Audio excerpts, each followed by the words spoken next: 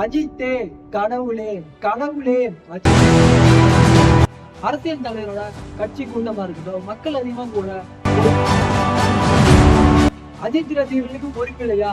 மக்கள் கூடுற இடத்துல, பொது இடங்கள்ல இப்படி இடையூறு.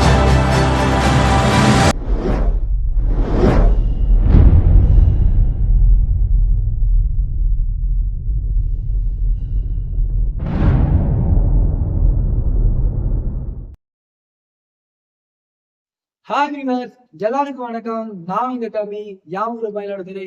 இது வே ஆஃப் த நம்பி. நம்ம சேனல்ல இன்னைக்கு என்ன பார்க்க போறோம் அப்படின்னா, சமீப காலமாவே அஜித்தே கடவுளே கடவுளே அஜித்தே இந்த முழக்கமானது பட்டி தொட்டியெல்லாம் ஒழிச்சுக்கிட்டு இருக்கு. நம்ம கிளி படத்துல வர மதுரை முத்துப்பாண்டி கோர்ட்டு வாசல் ஆரம்பிச்சு கோயில் வாசல் வரைக்கும் கொல்லப்பட்டதுன்னு சொல்ற மாதிரி ஒரு சின்ன கடையில ஆரம்பிச்சு ஸ்கூலா இருக்கட்டும், காலேஜா இருக்கட்டும், அரசியல் தலைவரோட கட்சி கூட்டமா இருக்கட்டும், மக்கள் அதிகமா கூட பொது இடமா இருக்கட்டும், ரயில்வே ஸ்டேஷனா இருக்கட்டும், மெட்ரோ ஸ்டேஷனா இருக்கட்டும், கிரிக்கெட் ஸ்டேடியமா இருக்கட்டும், தமிழ்நாட்டை தாண்டி இந்தியாவை தாண்டி ஃபாரின் கண்ட்ரியா இருக்கட்டும், கடவுளே அஜித்தே அஜித்தே கடவுளே முழக்கமானது ரொம்ப ட்ரெண்டிங்காகவும் பரபரப்பாகவும் போயிட்டு இருந்தது.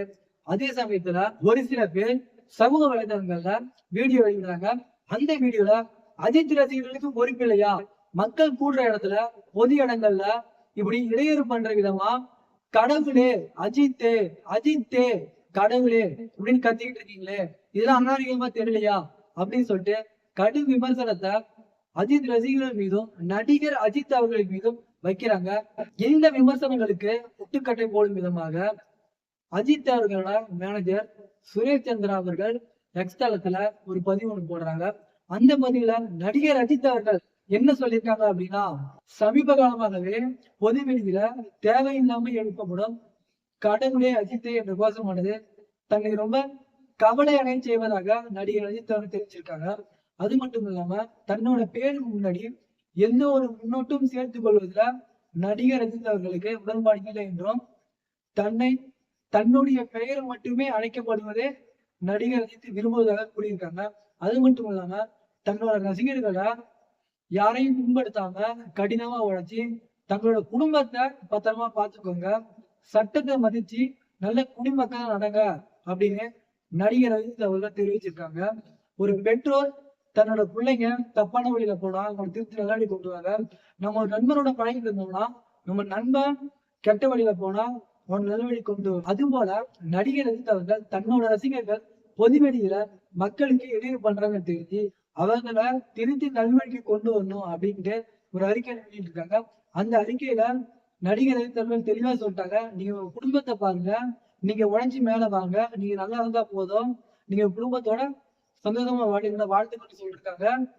நல்ல குடிமக்களா இருங்க, சட்ட ஒழுங்கு மதிங்க அப்படின்னு அஜித் அவர்கள் சொல்லிட்டாங்க.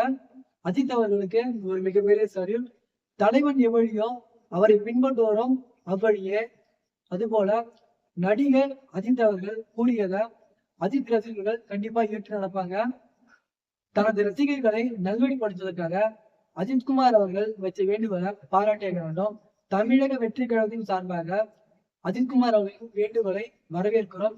வரப்போற 2025 நடிகர் அஜித் அவர்கள் நடித்து வெளிவரவுள்ள விடாமுயற்சி திரைப்படம் மாபெரும் வெற்றியடைய தமிழக வெற்றி கழகத்தின் சார்பாக வாழ்த்துகிறோம்.